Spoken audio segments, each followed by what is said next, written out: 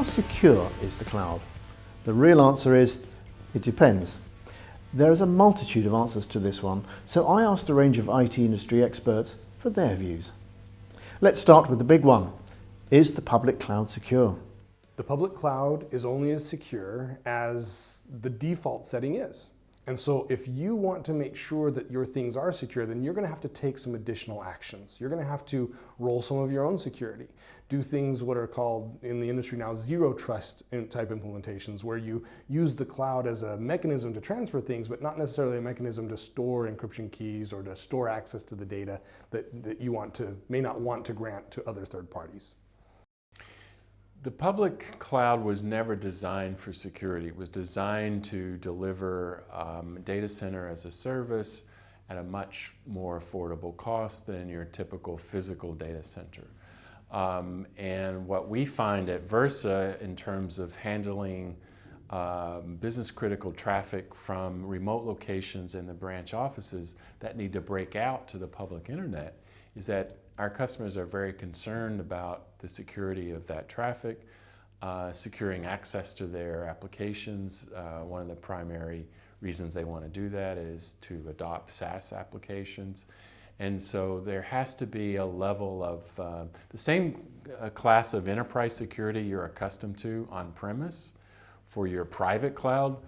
Customers expect that same kind of security in the public cloud. And without something like SD-WAN or cloud security like what Zscaler provides, it's very difficult to achieve that in the prominent public clouds like AWS and Azure alone. There was a long while when everybody thought it would be far more insecure than on-premise. Now I think there's been a switch the other way, and the general perception is in fact that it's probably at least as secure as doing something on premises, and potentially even more secure since the cloud service providers have spent an awful lot of money securing their infrastructure, at least up to the level that they assume responsibility for. Yes and no. It's as secure as insecure as another piece of infrastructure. And I would like to quote Theo de Raad, the founder of OpenBSD. They were pushing him to put virtualization into the BSD kernel.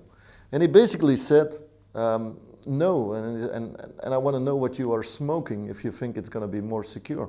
Because we are setting a set of unsecure code on top of a set of unsecure operating systems on top of unsecure hardware.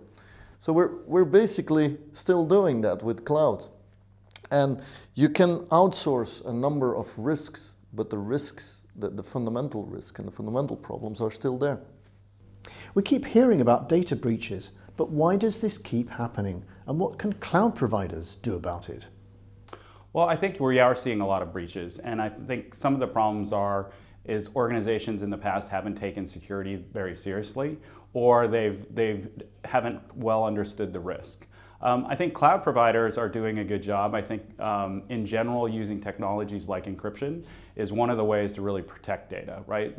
Even if there is a data breach and somebody gets a hold of that data, because it's encrypted, they can't see the information.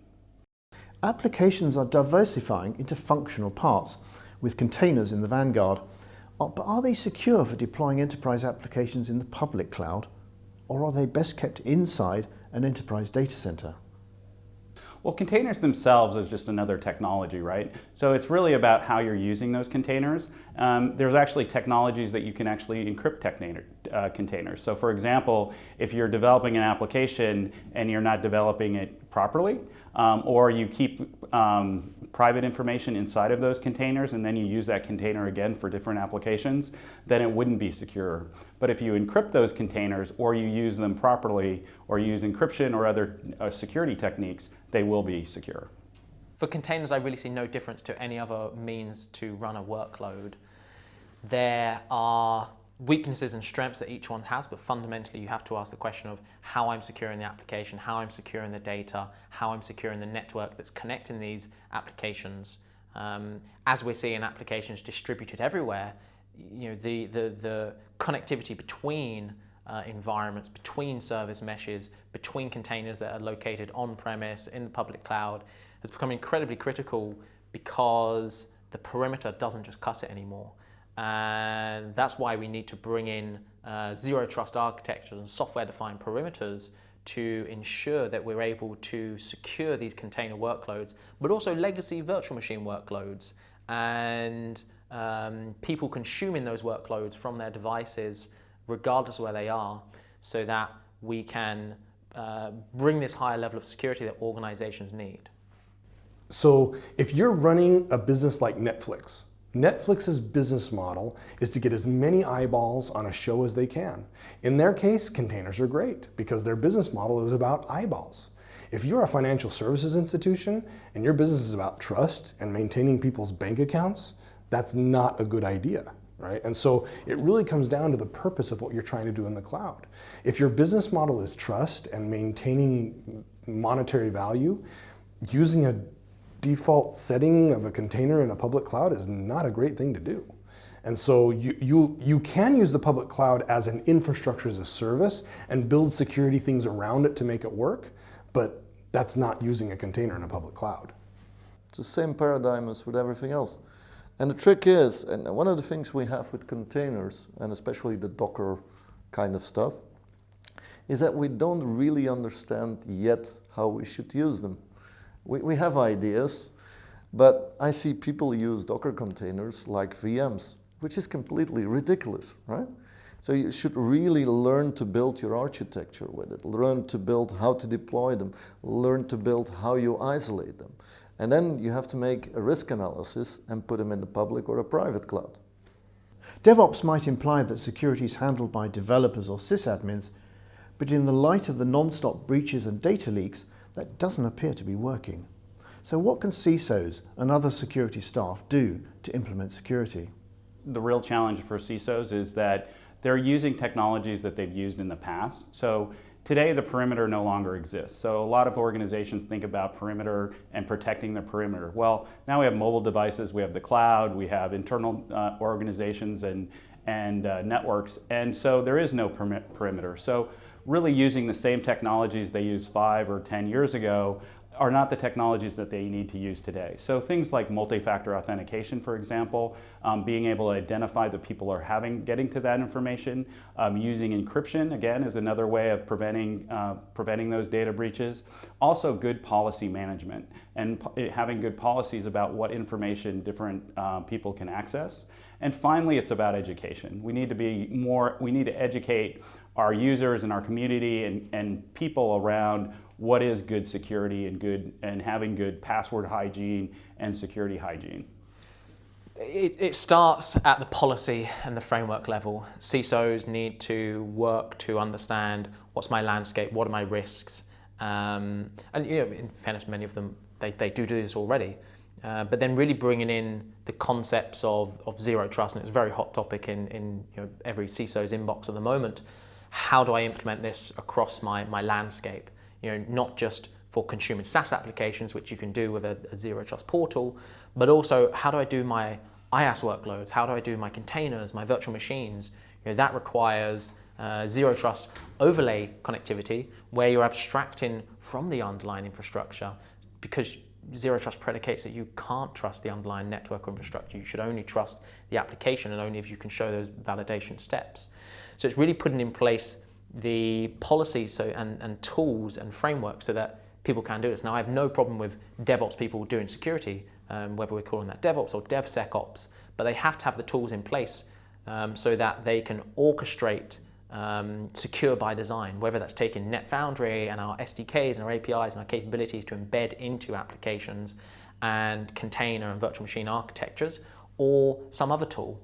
As long as they have those capabilities, though, to do within the framework of their current working process, then they can make sure things are secure by design. Let's talk about the security market. There are hundreds of vendors and thousands of products and services. What, in the broadest sense, works and what doesn't?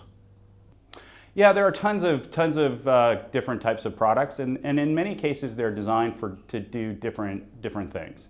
We really look at some of the challenges that organizations have, And really it's being able to think about a few things. One is, how are you accessing the information? So using good authentication techniques.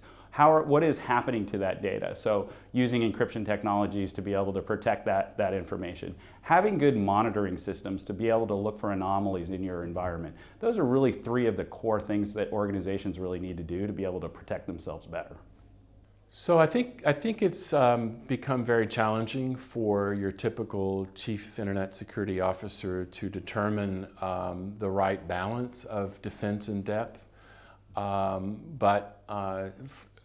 In terms of being able to establish the right policies that meet your business requirements, the right kinds of policies that protect your network, the right kinds of policies that protect your sensitive data, being able to have one central controller that establishes those policies, that sets uniform policies across all sites, that automates a lot of those processes is really key.